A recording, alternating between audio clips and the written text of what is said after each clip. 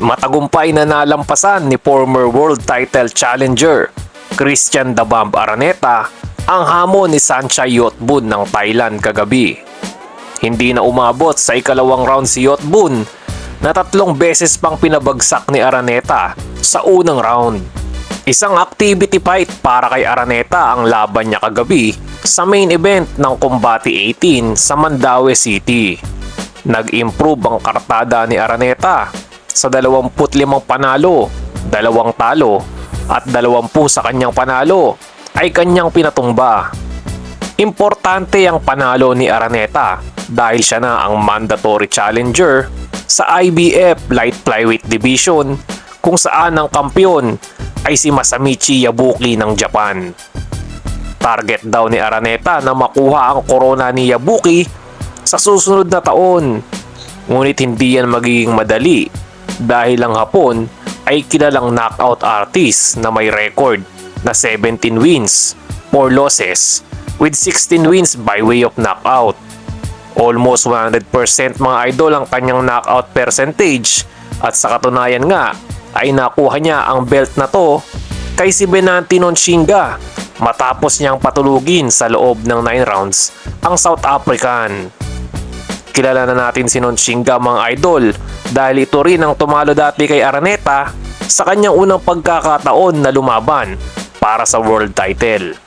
Ilang araw na lang at maghaharap na para sa undisputed Super Bantamweight Championship sina Oya the Monster Inoue ng Japan at Sam Goodman ng Australia.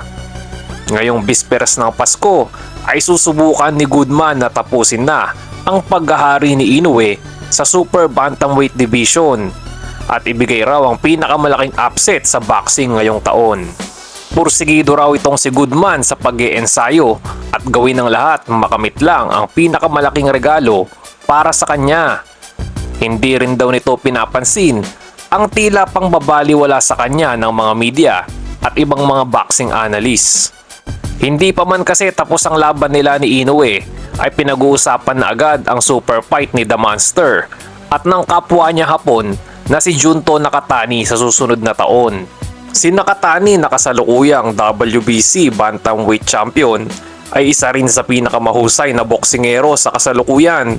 Sinasabi din ng ilan na siya lang daw ang may pag-asa na makatalo kay Inoue at undefeated din po siya sa record na 29 wins with 22 wins by way of knockout. Dagdag naman daw sa motibasyon para kay Goodman ang pangmamaliit sa kanya ng mga tao upang mas lalong pagbutihin ang paghahanda sa pinakamalaking hamon ng kanyang boxing career. Bad news naman tayo mga idol dahil nabigo si former world title challenger Aston Palikte kontra sa undefeated prospect ng Japan na si Katsuma Akitsugi. Hindi umubra ang veteranong si Palikte sa mas bata at mas malakas na Hapon na nanalo via knockout sa ika-6 na round. Mukhang panahon na nga para magpahinga at magretiro si Palikte na nalasap ang kanyang ika-7 talo. Sa kanyang karir ay 2 beses na lumaban para sa world title si Palikte na nakatabla dati si Donnie Ahas Nietes noong 2018. Natalo naman siya sa pangalawang pagkakataon sa 10th round knockout kay Kazuto Ioka noong 2019.